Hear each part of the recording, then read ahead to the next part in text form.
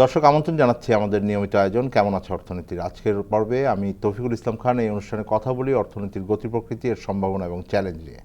দর্শক, আজকে আমরা আলোচনা করব প্রবাসী শ্রমিকদের কী ধরনের দাবি আছে আগামী সরকারের প্রতি, এবং বর্তমানে প্রবাসী শ্রমিকদের অধিকার, কর্মসংস্থান, রেমিটেন্স প্রবাহ সম্পর্কিত পরিস্থিতি কী, এবং আগামী সরকার কী ধরনের পদক্ষেপ তাদের জন্য নেবেন, সেই বিষয়গুলোকে আজকে আমরা এই পর্বে তুলে ধরব। আমার সাথে আলোচনার জন্য দুজন অতিথি আমার সাথে আছেন কাজী আবুল কালাম, তিনি সরকারের অবসরপ্রাপ্ত অতিরিক্ত সচিব, এবং আমার সাথে আছেন আবুল বাশার, তিনি টিম লিডার সুইস কন্ট্রাক্ট বাংলাদেশের। আপনাদের দুজনকেই আমি অনেক ধন্যবাদ জানাচ্ছি আমাদের এই অনুষ্ঠানে আসার জন্য। দর্শক, আমরা আলোচনাটা শুরু করবার আগে বাংলাদেশ টেলিভিশনের একটা ছোট প্রতিবেদন আছে, প্রতিবেদনটা দেখে আসি।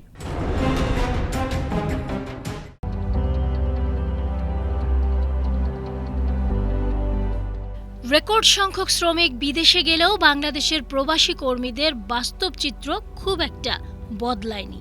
একক বাজারের ওপর অতিরিক্ত নির্ভরতা, আকাশছোঁয়া অভিবাসন ব্যয়, দুর্বল সুরক্ষা ব্যবস্থা এবং অদক্ষ শ্রম রপ্তানির পুরনো চক্র, সব মিলিয়ে দেশের শ্রম রপ্তানি ব্যবস্থা এখনও ভঙ্গুরেই রয়ে গেছে বলে মনে করছেন বিশেষজ্ঞরা। জনশক্তি, কর্মসংস্থান ও প্রশিক্ষণ ব্যুরো বিএমইটির তথ্য অনুযায়ী গত বছর প্রায় 11 লাখ বাংলাদেশি কাজের উদ্দেশ্যে বিদেশে গেছেন। এর মধ্যে শুধু সৌদি আরবেই গেছেন 7,12,044 জন, যা মোট সংখ্যার অর্ধেকেরও বেশি। বিশেষজ্ঞদের মতে একটি দেশের ওপর এত বেশি নির্ভরতার ফলে সৌদি আরবের নীতিতে সামান্য পরিবর্তন এলেই বাংলাদেশ বড় ঝুঁকিতে পড়তে পারে। বিএমইটির তথ্য অনুযায়ী তবে মহামারীর আগে যেখানে প্রতি বছর নারী অভিবাসীর সংখ্যা 1 লাখ ছাড়াতো, সেখানে পরবর্তী সময়ে তা ধারাবাহিকভাবে কমেছে। তারপরও নানা চড়াই উতরাই পেরিয়ে এগিয়ে যাচ্ছে শ্রম রপ্তানি খাত। আর তাই তো আগামী সরকারের কাছে প্রবাসীদের চাওয়া পরিবারের সদস্যদের জানমালের নিরাপত্তা ও সুরক্ষার জন্য প্রয়োজনীয় আইন ও বিধিমালা প্রণয়ন করে তা বাস্তবায়ন করা।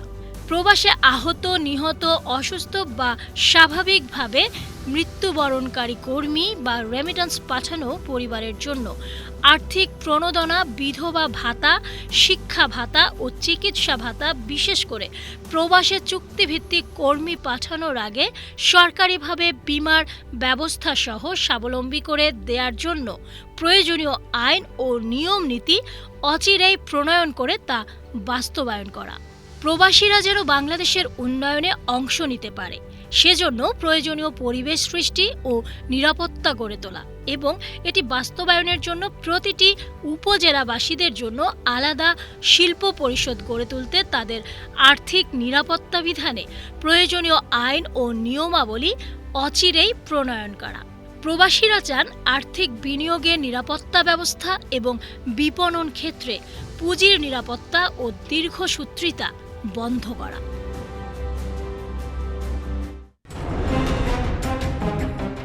দর্শক, আপনার প্রতিবেদনটি দেখলেন। আমরা আলোচনা শুরু করি। আলোচনা শুরু করব আবুল বাশার, আপনার সাথে প্রথম প্রশ্নটা রাখি আর কি, যে গত 1.5 বছরে যদি আমি অন্তর্বর্তীকালীন সরকারের এই সময়কালটা দেখি, যদি ধারাবাহিকভাবে কোনো একটি জায়গায় বড় সফলতা আসে সেটা হলো রেমিটেন্স প্রবাহ, এবং বাংলাদেশের এখন যে অর্থনীতি কিছুটা স্থিতিশীল অবস্থার দিকে গেছে, ইতিবাচক পরিবর্তন যেগুলো হয়েছে, তার মধ্যে রেমিটেন্স প্রবাহ সবচাইতে গুরুত্বপূর্ণ ভূমিকা রেখেছে বলে আমি মনে করি। কারণ সেটা আমাদেরকে, যে আমাদের রিজার্ভ পরিস্থিতি অনেক দুর্বল ছিল, সেটাকে বাড়াতে সহায়তা করেছে। আমার যেই বিনিময় হারকে একটা স্থিতিশীল পরিস্থিতির ভিতরে রাখা, সেটাতে হেল্প করেছে। এবং অনেক ক্ষেত্রে এটা যখন মূল্যস্ফীতির চাপ বেশি ছিল, যখন আমাদের সার্বিকভাবে কর্মসংস্থান দেশের ভেতরে কমে গেছে, তখন অন্তত এই স্থিতিশীল প্রবাহটা ওই দেশের ভেতরের যে আমাদের চাহিদা, এটাকেও শক্তিশালী রাখতে সহায়তা করেছে। আপনার কাছ থেকে যদি জানতে চাই যে কর্মসংস্থান পরিস্থিতি আবার অনেক ক্ষেত্রেই কোথাও ভালো হয়েছে, কোথাও খারাপ হয়েছে, সার্বিকভাবে আপনি কি ধরনের পরিবর্তন এখন দেখেন, যে বর্তমান প্রেক্ষাপটটা যদি আপনি বলেন বাংলাদেশের প্রবাসী শ্রমিকদের কর্মসংস্থানের জায়গা থেকে? আমাদের অর্থনীতির মূলত 3টা মেরুদণ্ড আছে, একটা rice, remittance and readymade garments. So গত কয়েক বছর ধরে যদি আমরা দেখি তাহলে বাংলাদেশের অর্থনীতিটার একটা গুরুত্বপূর্ণ স্টেবল মেরুদণ্ড হচ্ছে রেমিটেন্স প্রবাহ, এবং এটা আমাদেরকে কয়েক বছর ধরেই বৈশ্বিক অর্থনৈতিক চ্যালেঞ্জের ভিতরে কিন্তু আমাদের অর্থনীতিকে টিকিয়ে রেখেছে। সো এই জায়গাটাতে আমাদের একটা শক্তিশালী জায়গা, এখানে আমাদের নজর দেওয়া দরকার। পাশাপাশি যেই জায়গাটাতে আমাদের আরও নজর দিতে হবে সেটা হলো যে, যেহেতু আমরা বলছি 10 থেকে 11 লক্ষ মানুষ দেশের বাইরে যাচ্ছে, তাহলে বাকি মানুষ কী করছে? সো বাকি মানুষগুলো একটা বেকারত্বের ভিতরে কখনো কখনো থাকছে। সো এই বেকার মানুষটাকে যদি আপনি বেকার জনগোষ্ঠীকে যদি আপনি কন্টিনিউ করেন লোকাল মার্কেটে, তাহলে ওইটা আমাদের এক্সপেক্টেড জায়গাতে কিন্তু নিয়ে যাচ্ছে না এই রেমিটেন্স প্রবাহটা। কারণ ওই রেমিটেন্সটা কিন্তু এখানকার এই যে সারপ্লাসটা রয়ে যাচ্ছে এখানকার লোকাল মার্কেটে, এইটাকে এক ধরনের পূরণ করার জন্য সে কাজটা করতে থাকছে। মানে ওই অর্থনীতিটা কিন্তু আর একটু সামনের দিকে এগিয়ে নিয়ে যাচ্ছে না, বরং এটা হচ্ছে আমার একটা অভাব পূরণের জন্য, অর্থনীতির অভাব পূরণের জন্য কাজ করছে, গ্রোথে কাজ করছে না কিন্তু। তো সেই জায়গাটাতে আমাদের একটু সিরিয়াসলি নজর দিতে হবে, বিনিয়োগটাতে যাতে আমাদের কনভার্ট করতে পারি আর কি। তাহলে এখানকার লোকাল মার্কেটে যদি এমপ্লয়মেন্টটা তৈরি হয়, তাহলে বিদেশি মার্কেটে এমপ্লয়মেন্ট, ওখানকার রেমিটেন্স এবং লোকাল মার্কেটে যদি আমি এমপ্লয়মেন্টটা তৈরি করতে পারি, তাহলে ওভারঅল গ্রোথটা আমাদের দেশেরটা একটু সামনের দিকে এগিয়ে যাবে আর কি। কাজী আবুল কালাম, মানে একই রকমভাবেই আপনাকে জিজ্ঞেস করি, যেটা আবুল বাশার বলছিলেন যে অর্থনীতির ভিতরে এখনও অনেকগুলো চ্যালেঞ্জ আছে। আমি যেটা বড় করে দেখি সেটা হলো যে বাংলাদেশের এখনকার যে প্রবাসী বাজার, এইটার ভেতরে অনেক ধরনের চ্যালেঞ্জ এখনও তো রয়ে গেছে। সাম্প্রতিক সময়ে বেশ কয়েকটি বাজারে আবার প্রবাহ কমে গেছে, সৌদি আরব হয়তো এখন বেশি হচ্ছে। এই উত্থান পতনটা থাকেই আর কি, কখনো এটা বন্ধ হয়, কখনো এটা হয়। এখন পরিস্থিতির ভিতরে আপনি কি ধরনের পরিবর্তন দেখছেন? কারণ অনেক জায়গায় আমি দেখছি যে ওই সব যেই দেশগুলো আমরা পাঠাই, আমরা ডেস্টিনেশন কান্ট্রি বলি, ওই ডেস্টিনেশন কান্ট্রিতে কিন্তু অনেক ধরনের নীতির পরিবর্তনও হচ্ছে। বিদেশে কর্মসংস্থানের উনি একটি পরিসংখ্যান দিলেন, এই বছর 11 লক্ষের উপরে কর্মীরা গিয়েছে, কিন্তু আমরা লক্ষ্য করে দেখতে পাই যে শুধুমাত্র সৌদি আরবেই গেছে 7.5 লক্ষের মতো। অর্থাৎ আমরা দেখতে পাচ্ছি যে একটি দেশে সর্বাধিক কর্মীরা, মানে আমরা ডিপেন্ডেন্ট অনেক বেশি এক জায়গায়। ফলে আমাদের এর থেকে বের হওয়ার একটা পথ বের করতে হবে। আর দ্বিতীয়ত হলো, আমাদের যে কর্মীরা যায় তাতে তাদের তো প্রচুর সমস্যা এই অর্থে যে অত্যধিক অভিবাসন ব্যয়, এটি অনেক দিন ধরে একটা সমস্যা, যেখানে কিছুই করা যাচ্ছে না বললেই চলে। দ্বিতীয়ত হলো, তারা কর্মক্ষেত্রে গিয়ে তাদের যে প্রতিশ্রুত কাজ সেটি পায় না, বেতন পায় না। তারপরে তাদের যে ওইখানে শ্রম আইনের যে সুযোগগুলো পাওয়ার কথা সেগুলো পায় না, দূতাবাসে যে সাহায্য পাওয়ার কথা সেগুলির ক্ষেত্রেও কিছুটা সীমাবদ্ধতা রয়েছে। তো সার্বিকভাবে এই শুধুমাত্র পাঠালেই হবে না, তাদের ওই কল্যাণের দিকটাও দেখতে হবে, তাদের অধিকারটা যেভাবে সংরক্ষণ করা যায় সে বিষয়টা গুরুত্ব দিতে হবে। আর অবশ্যই বিভিন্ন বাজার খুঁজতে হবে। বিশেষ করে আমরা অনেক সময় বলে থাকি যে দক্ষ কর্মী নিয়োগ করলে পরে রেমিটেন্সের প্রবাহ আরও বাড়বে, অর্থাৎ বেশি রেমিটেন্স পাবো। কিন্তু সেখানে আমাদের একটা ঘাটতি রয়ে গেছে। কিভাবে? সেটি হলো যে আমাদের দেশে যে প্রশিক্ষণ দেয়া হচ্ছে সেগুলো কর্মী গ্রহণকারী দেশ কর্তৃক অনেক সময় স্বীকৃত হচ্ছে না। তো ফলে এইখানে কাজ করার একটা ব্যাপক সুযোগ রয়েছে, যে কর্মী গ্রহণকারী দেশের সঙ্গে আমাদের যে প্রশিক্ষণ কেন্দ্রগুলো রয়েছে, তো তাদের যদি একটি এই দক্ষতা বিষয়ে ইকুয়ালাইজেশনের একটা ব্যাপার আছে, এই অ্যাকসেপ্টেন্সের ব্যাপার আছে, এগুলো যদি করতে পারে এবং আমাদের কর্মীদের যদি আমরা ভাষা শিক্ষা একটু সমৃদ্ধ করতে পারি, তাহলে নিশ্চিতভাবেই তারা ওই সকল দেশে আরও ভালোভাবে কাজ করতে পারবে। যেমন কিনা বিদেশে আমি নিজেও সৌদি আরবে এক সময় শ্রম উইংয়ে কাজ করেছি, সেই অভিজ্ঞতা থেকে বলছি যে ফিলিপিনো কর্মীরা যেই বেতনে কাজ করে অথবা যেই দক্ষতা দেখায়, ভাষায় যে সক্ষমতা আছে, তার থেকে আমরা অনেক পিছিয়ে আছি। এগুলো যে সমস্যাগুলো সেগুলো আমাদের এমন চিহ্নিত করে এই ঘাটতিগুলো পূরণ করতে হবে এবং আরও নতুন নতুন বাজার অনুসন্ধান করতে। কোন জায়গায় আপনারা দেখেন যে গত 1-1.5 বছরে কাজ হয়েছে এবং কোন জায়গাগুলো যদি আমি একটা কর্মপন্থা তৈরি করতে চাই আগামী সরকারের জন্য, আমি সেই বিষয়গুলোকে সামনে নিয়ে আসার কথা বলবো। দর্শক, একটা ছোট বিরতিতে যাচ্ছি। আমরা আগামী সরকারের প্রবাসী শ্রমিকদের এবং বিদেশে কর্মসংস্থানের বিষয়ে কী ধরনের পদক্ষেপ নেওয়া উচিত সেই বিষয়ে আলোচনা করছিলাম। বিরতির পর আমাদের সাথে থাকবেন, আমরা বিরতির পর ফিরছি।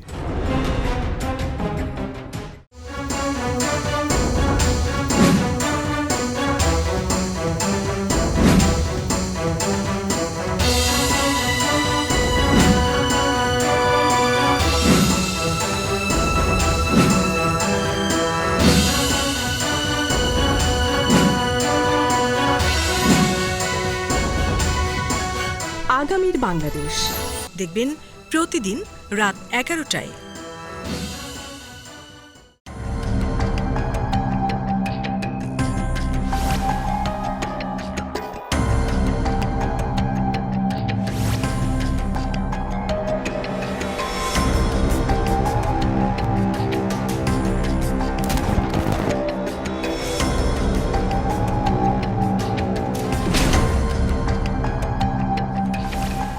বিশেষ টকশো ফ্যাসিবাদের দিনলিপি দেখবেন প্রতি রবি থেকে বৃহস্পতিবার সন্ধে 6:30।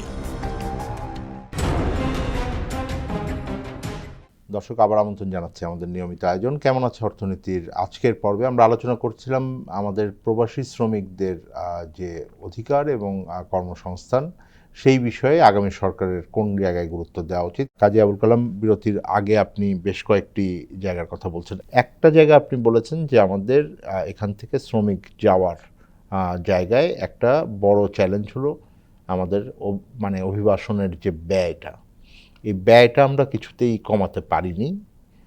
আমরা যদি তুলনামূলকভাবে দেখি তাহলে আপনি বলছিলেন যে অন্য দেশের শ্রমিকরা হয়তো আমাদের থেকে ভাষা বা অন্যান্য জায়গায় একটু দক্ষ অবস্থায় যান, কিন্তু মানে যাওয়ার খরচও তো ওখানে অনেক কম, মানে আমাদের থেকে তুলনায় যদি আমি করি। জি, অবশ্যই কম। সেখানে যেই বিষয়টা আমাদের ক্ষেত্রে, যেমন উনি একটা পরিসংখ্যান দিলেন যে 20 লক্ষের অধিক কর্মসংস্থানে যুক্ত হচ্ছে শ্রমবাজারে প্রতি বছর। তো ফলে আমাদের যাওয়ার মানে চাহিদাটা অনেক বেশি, মানে আমরা যে পরিমাণ কর্মসংস্থান আহরণ করতে পারি তার থেকে অধিক সংখ্যক লোক যেতে চায়। তো এই যে একটি অসম অবস্থা, সেই কারণেই কিন্তু এই অভিবাসন ব্যয় মূলত বেড়ে যাচ্ছে। 1 নম্বর সমস্যা। 2 নম্বর হলো আমাদের যে রিক্রুটিং এজেন্সি আছে তারা সরাসরি ওইখানে গিয়ে তাদের কর্মসংস্থানের সুযোগটা তৈরি করে না, তারা ওইখানে কারো উপরে নির্ভরশীল হয়ে থাকে। অর্থাৎ সে বাজারে বিভিন্ন নিয়োগকর্তার কাছ থেকে ভিসা বা আমরা যে কর্মসংস্থান বলি সেগুলো জোগাড় করে এবং সে এটি এখানে বিক্রি করে। তো ফলে এই যে হাত বদল হয় তার কারণে অভিবাসন ব্যয়টা বেড়ে যাচ্ছে। তো এইসব ক্ষেত্রে সরকার লাইসেন্স দিতে দিতে এখন সংখ্যাটা অত্যধিক হয়ে গিয়েছে, প্রায় 3000-এর ওপরে বোধহয় রিক্রুটিং এজেন্সির এখন লাইসেন্স। এবং সবাই যে নিজেরা ওইখানে গিয়ে মার্কেটিং করে জোগাড় করছে ভিসাগুলো, সেগুলো না। আগেই বললাম যে খুব কম সংখ্যক রিক্রুটিং এজেন্সিরা নিজেরা গিয়ে ভিসাগুলো সংগ্রহ করছে নিয়োগকর্তার কাছ থেকে। অধিকাংশ ক্ষেত্রেই ওই দেশে অবস্থিত যে এক সময় কর্মী হিসেবে গিয়েছিল সেই এখন এই ভিসাগুলো সংগ্রহ করছে এবং এখানে বিক্রি করছে। এটি একটি বড় সমস্যা। দ্বিতীয়ত হলো আমাদের রিক্রুটিং এজেন্সির প্রবণতা হলো এই অদক্ষ কর্মী প্রেরণ করলে পরে আমাদের যে কর্মীরা তাদের কাছ থেকে একটু বেশি পয়সা নিতে পারে। কারণ যিনি দক্ষ, যদি প্রকৃতই দক্ষ হয় তাহলে এই দেশেই কিন্তু তার ভালো একটি ইনকাম আছে, সে ওই অত মাইগ্রেশন ব্যয় করে যেতে চায় না। ফলে এখানেও একটি চ্যালেঞ্জের জায়গা। এখন আমাদের এই বিষয়টাকে কর্মী গ্রহণকারী দেশের সঙ্গে আমার মনে হয় নেগোসিয়েশনের একটা ব্যাপার আছে। আমরা জানি যে অনেক দেশের সঙ্গেই সমঝোতা স্মারক আছে এবং এই সমঝোতা স্মারকের অধীনে জয়েন্ট ওয়ার্কিং গ্রুপের মিটিং হওয়ার কথা। এই মিটিংটি নিয়মিত হয় না।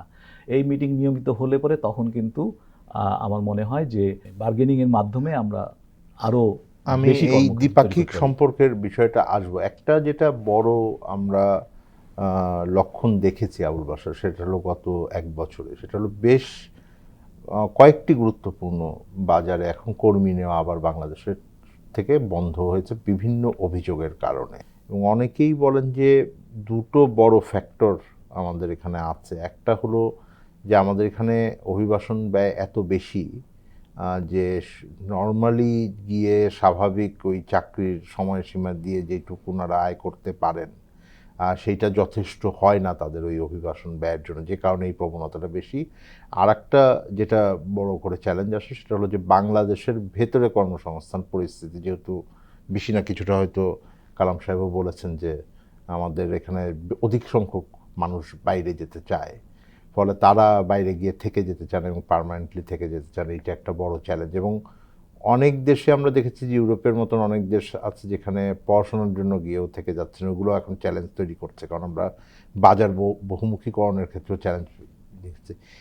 আসলে কি সরকারের কিছু করার আছে কিনা এই ব্যাপারে, যদি স্টেপ নিতে চান নীতির জায়গা থেকে, যদি আপনি বলেন, নাকি এটা খুবই সাধারণ প্রক্রিয়া, এটার ভিতরে মানে হাত দেওয়ার আসলে খুব সুযোগ নাই? আপনি যেটা বলছেন সেটা হচ্ছে বাস্তবতা, কিন্তু নিশ্চিতভাবে অনেক কিছু করার আছে। আমাদের দেশ থেকে যে সমস্ত মানুষ, আমি যদি কয়েকটা জিনিস একটা একটা করে বলি, আমাদের দেশ থেকে যে সমস্ত মানুষ হচ্ছে শ্রমিক হিসেবে কাজ করতে যাচ্ছেন, যেটা হচ্ছে কাজী আবুল কালাম স্যার যেটা বলছিলেন যে মূলত মধ্যপ্রাচ্য কেন্দ্রিক, এখানে 60 থেকে 70% মানুষ কিন্তু এই মধ্যপ্রাচ্যের 5-6টা দেশে বসবাস করেন, কিংবা হচ্ছে প্রায় 90%। সেবারের যদি আমরা রিপোর্ট দেখি তাহলে 11 লক্ষের ভিতরে প্রায় 90% কিন্তু 5টা দেশে গিয়েছেন। সো এই মানুষগুলো কিন্তু ওখানে থেকে যেতে পারেন না, কারণ ওরা কেউ ওখানকার স্থায়ী বাসিন্দা হবেন না। এটা হচ্ছে সাধারণ প্রবণতা, তাদেরকে ফিরে আসতে হয় অথবা কাজ কন্টিনিউ করতে হয় সেখানে পরবর্তী ভিসা রিনিউ করে। এটা হচ্ছে একটা বাস্তবতা। 2 নম্বর বাস্তবতা হচ্ছে যে সমস্ত স্টুডেন্টরা কিংবা হচ্ছে স্কিল মাইগ্রেন্টস হিসাবে হচ্ছে ইউরোপের দেশে যান কিংবা আমেরিকাতে যান কিংবা হচ্ছে জাপানে যান, তাদের তো ওই নিজ নিজ দেশের হচ্ছে ওখানকার ইমিগ্রেশন পলিসি, তাদেরকে সিটিজেনশিপ দেওয়ার পলিসি কিংবা হচ্ছে কাজের ভিসা রিনিউ করার পলিসি অনুযায়ী তারা থাকে ওখানে। এবং যদি আপনি দেখেন পৃথিবীতে বেশিরভাগ শহরই কিন্তু মাইগ্রেন্টসদের দ্বারা তৈরি হয়েছে। অনেক সময় কিন্তু মানুষ, যেমন আমরা ঢাকা শহরে পড়তে আসছি, আমরা কিন্তু এখানে বসবাস করছি, চাকরি করছি, সো অনেক মানুষ কিন্তু পড়াশোনা করতে যাবে, ওখানে থাকবে। আমাদের দেশের অনেক স্কলার কিন্তু ইউরোপে আছে, আমাদের দেশের অনেক স্কলার কিন্তু আমেরিকাতে আছে। ফলে এটাই নিয়ে আমাদের কিন্তু বেশি কঠিন কোনো সমস্যার মুখোমুখি আমরা হচ্ছি না, বরং এটা নিয়ে আমরা প্রাইড ফিল করি যে আমাদের দেশের স্কলাররা বিদেশে বিশ্ববিদ্যালয়গুলোতে পড়াচ্ছে, বড় বড় কর্পোরেশনে কাজ করছে। মূলত যেটা নিয়ে আমরা কথা বলছি যে শ্রমিক শ্রেণী যারা হচ্ছে কাজ করতে যাচ্ছেন লেবার শ্রমিক হিসেবে, লেবার মাইগ্রেন্টস হিসেবে, তাদের ভবিষ্যৎটা কি এবং তাদেরকে কিভাবে আমরা স্টেবল করতে পারি, আমাদের আপস্কেলিংটা করতে পারি। তো সেই জায়গাতে আমাদের দেশের মানুষের আমাদের সরকারের অনেক কিছু করার আছে।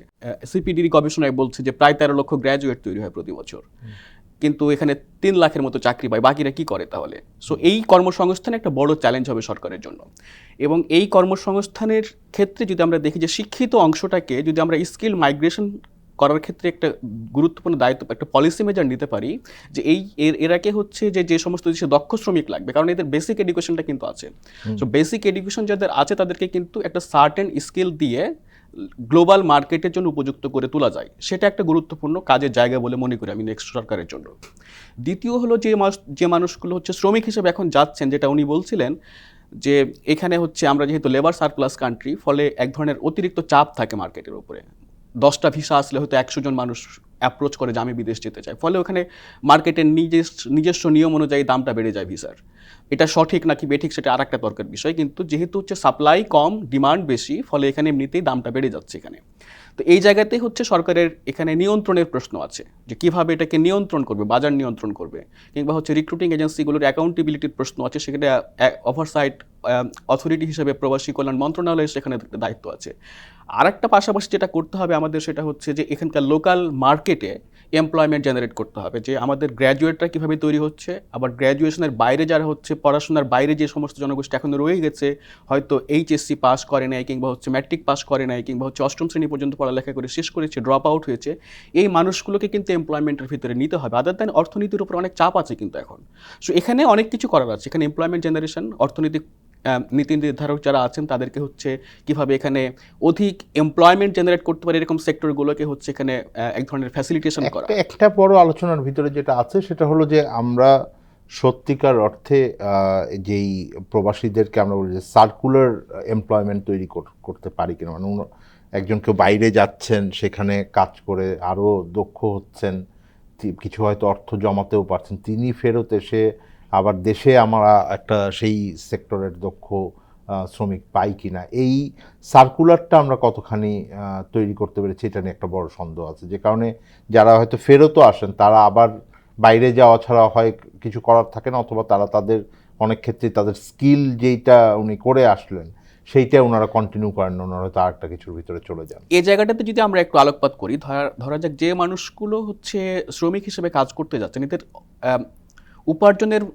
পরিমাণটা কিন্তু খুব বেশি হয় না, মানে অনেক টাকা কিন্তু তারা উপার্জন করতে পারেন এমন না। এই টাকাগুলো হচ্ছে যখন সংসারে পাঠায় বা পরিবারের কাছে পাঠায়, এটার একটা বড় অংশ কিন্তু খরচ হয়ে যায় সংসারে, পরিবারগুলোতে। এবং এখানে একটা ফাইন্যান্সিয়াল লিটারেসির প্রশ্ন আছে, যে আর্থিক সাক্ষরতা না থাকার কারণে যে অল্প টাকাটা পাঠায় সেটাকেও হচ্ছে উপযুক্তভাবে কার্যকরভাবে খরচ করার ক্ষেত্রে এক ধরনের আর্থিক সাক্ষরতার ঘাটতি আছে, প্ল্যানিং লেভেল আর কি পরিবারগুলোতে।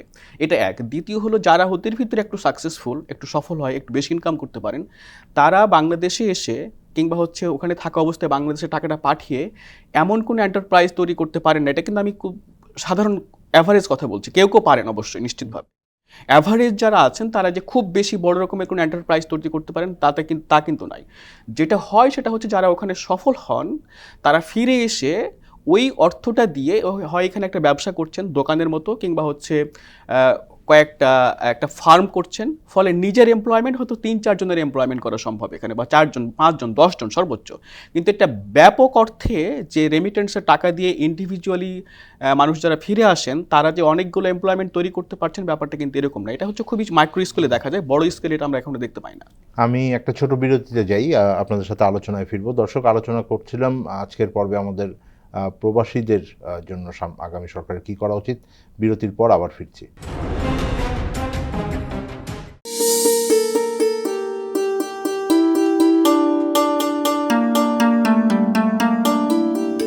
আরে জামাইরে আগে দাও। দিতাছি তো, জামাই কতদিন পরে আসলো। আম্মা, আপনার হাতের তরকারির মজাই আলাদা। কি সুন্দর কালার, জুত মতন সেদ্ধ, বিশেষ করে ডাইলের যা কালার আর স্বাদ। সবাই তো টিউবওয়েলে পানিতে রান্না করে, আমি রান্না করি পুকুরের পানি দিয়ে। কোন কি?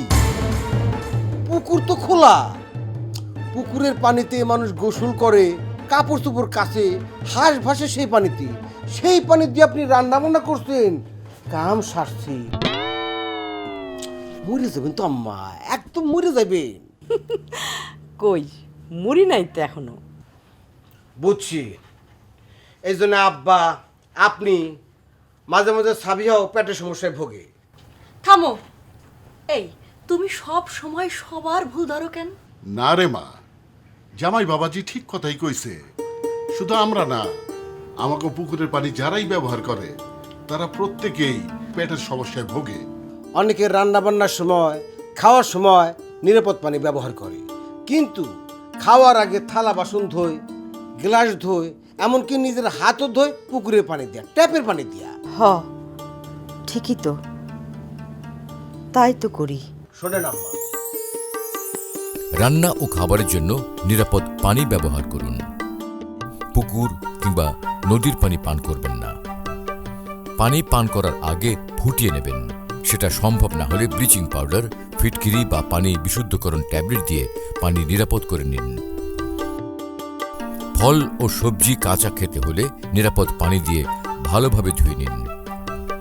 সবজি ও ফলমূল কাটার আগে 1 চামচ লবণ নিরাপদ পানিতে মিশিয়ে কমপক্ষে 30 মিনিট ভিজিয়ে রাখলে শাকসবজি ও ফলমূলে থাকা রাসায়নিক পদার্থের ক্ষতিকারক প্রভাব বহুলাংশে কমে যায়। পানিই জীবন, যদি তা হয় নিরাপদ।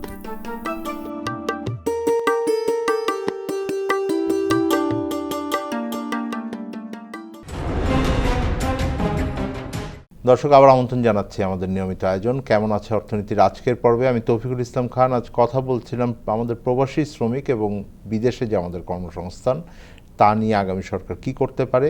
কাজী আবুল কালাম, বিরতির আগে যেই আলোচনাটা করছিলাম তার মধ্যে একটা বড় আলোচনা বারবারই ফেরত আসে যে আমরা কিভাবে আমাদের যে রিক্রুটিং এজেন্সি বলি, সেই রিক্রুটিং এজেন্সিকে কিভাবে আমরা আরও বেশি সুশাসনের ভিতরে আনতে পারবো এবং সেইটাকে কিভাবে নজরদারিতে আনতে পারবো। অনেকে সংখ্যার কথা বলেন, আবার রিক্রুটিং এজেন্সিতে আমার এই অনুষ্ঠানেই হয়তো ওনাদের প্রতিনিধি যখন ছিলেন তখন বলছেন সবাই একই রকম না, একটা অংশের জন্য আমাদের পুরো সেক্টর এটা বদনাম হচ্ছে, সেখানে অনেক ধরনের অনিয়ম হচ্ছে, বেশি টাকা তারা নেন, তারা দক্ষতা ভালো করে দেখেন না, যে ট্রেনিং দিয়ে বাইরে পাঠানোর কথা সেগুলোকে মেনটেন করেন না, ফলে কমপ্লায়েন্সের বিষয়গুলো চলে আসছে।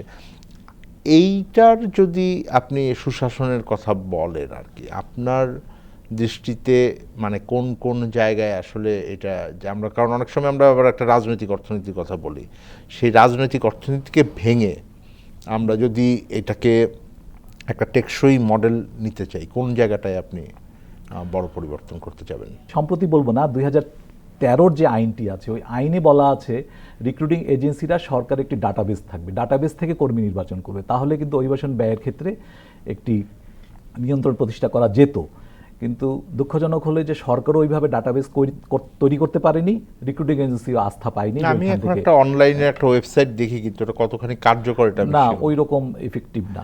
এজন্য আমি সুনির্দিষ্টভাবে আগামী সরকারের কাছে এই প্রসঙ্গে কয়েকটি প্রস্তাব উত্থাপন করতে চাই। প্রথমত, আমি যেটি আমার অভিজ্ঞতা থেকে বলি যে বিদেশে যেই যাক তার একটি বেসিক ট্রেনিংয়ের দরকার আছে।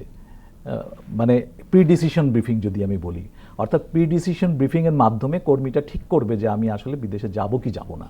ওই প্রি ডিসিশন ব্রিফিং সরকারকে আয়োজন করতে হবে বিনা পয়সায়।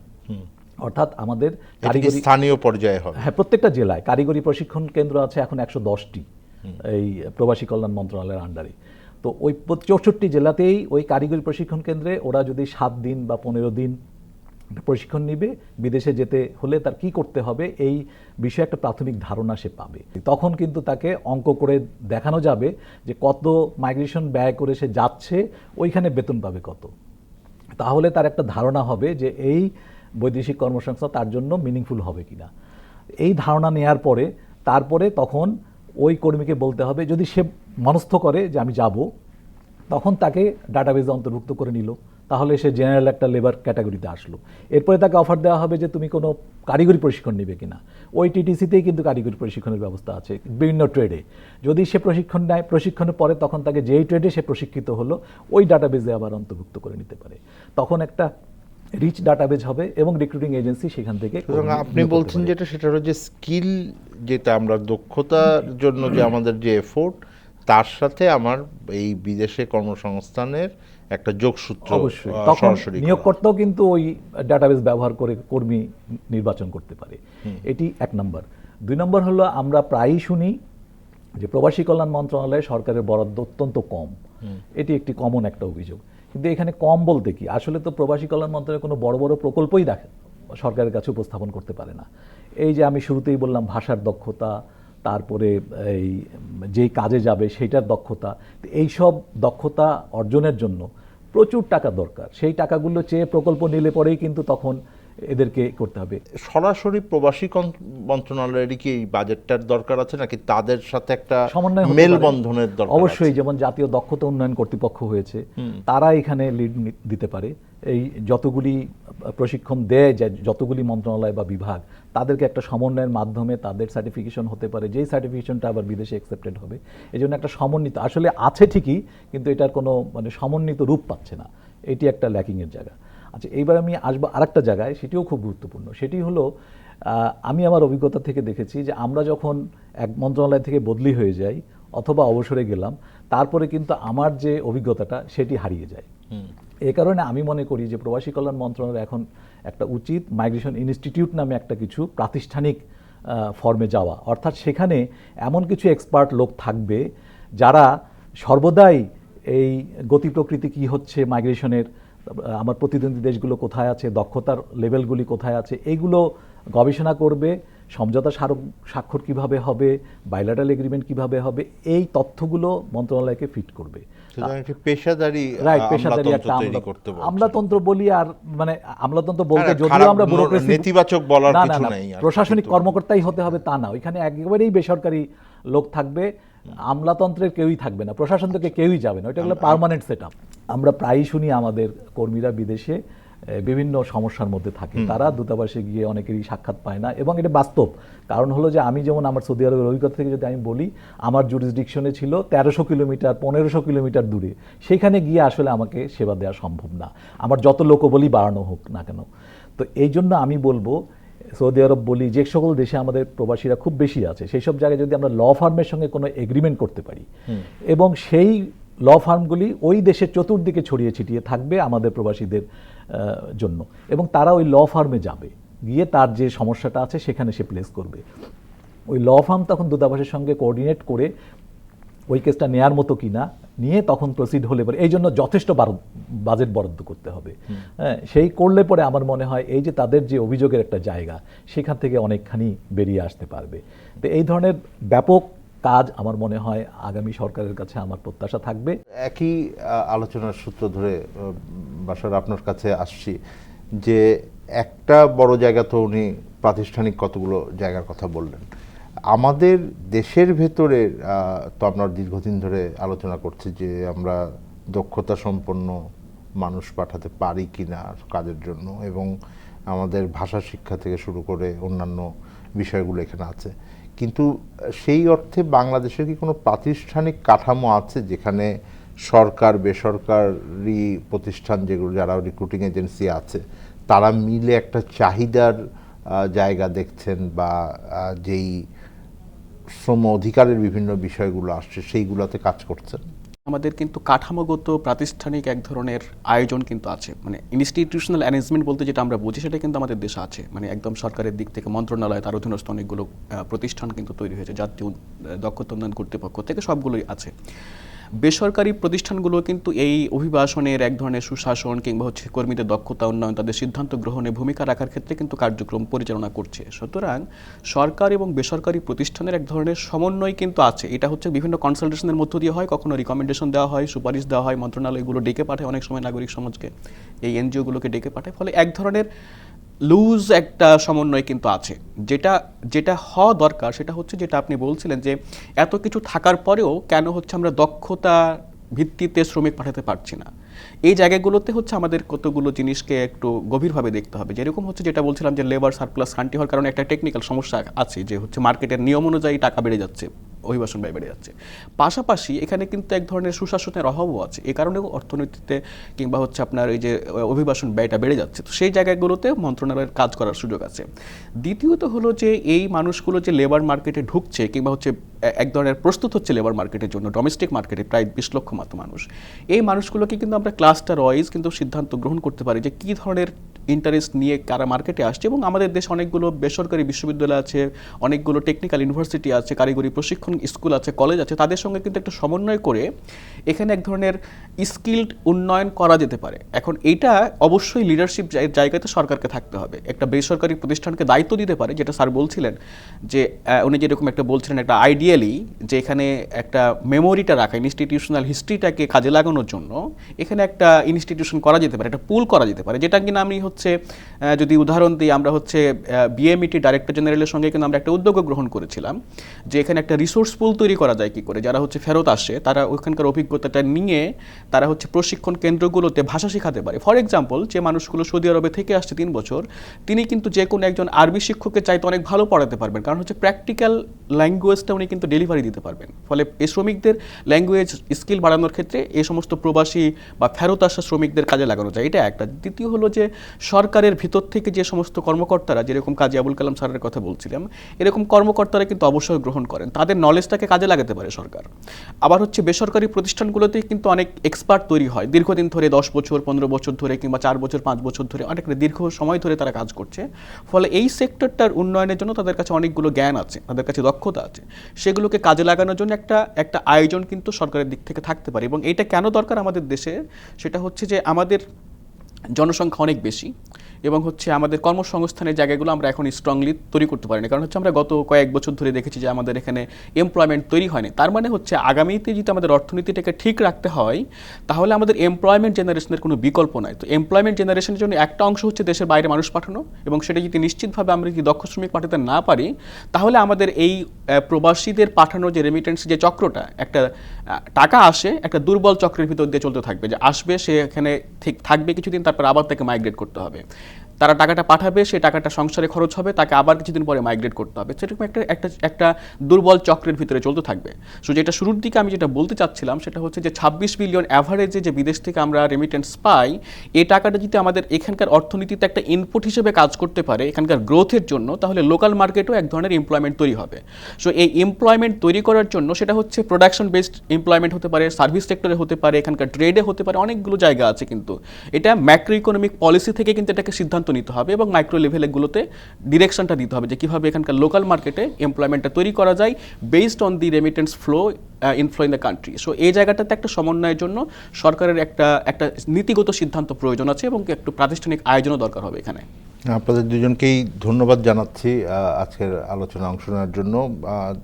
দর্শক, নিঃসন্দেহে আমাদের দেশের যে কর্মসংস্থান আমরা তৈরি করি তার ভেতরে একটা বড় বিশেষ অংশ থাকে আমার বিদেশে যে কর্মসংস্থানের জন্য আমাদের যারা শ্রমিক ভাই বোনেরা আছেন তারা যান, এবং নিঃসন্দেহে আগামী সরকারও যেই কর্মসংস্থানের বিভিন্ন পরিকল্পনা সামনে আনছেন তাদের নির্বাচনী ইশতেহারে, তার মধ্যে বিদেশে কর্মসংস্থান একটা গুরুত্বপূর্ণ জায়গার ভিতরে থাকবেন এবং সেটার ক্ষেত্রে আমাদের অনেকগুলো প্রথাগত চ্যালেঞ্জ আছে যে কিভাবে আমরা এটাকে অতিক্রম করতে পারি।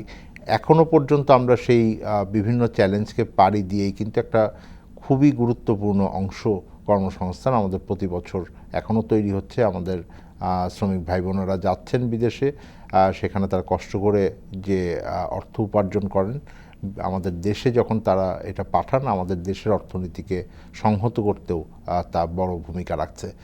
সুতরাং সেই অর্থে আমাদের সামনের দিনে যে সরকার আসবেন সেখানে প্রবাসী শ্রমিক এবং বিদেশে কর্মসংস্থান একটা গুরুত্বপূর্ণ ভূমিকা রাখবেন, সেটা আমরা জানি এবং সেই বিষয়ে ইতিবাচক পদক্ষেপ, সংস্কার কার্যক্রম এবং বিভিন্ন ধরনের যে নীতি পদক্ষেপের প্রয়োজন সেগুলো সরকারের কাছ থেকে আসবে এই আশায় আমরা আজকের অনুষ্ঠান শেষ করছি। এই অনুষ্ঠানে আমরা আবার ফিরব, জানতে চাইব কেমন আছে অর্থনীতি।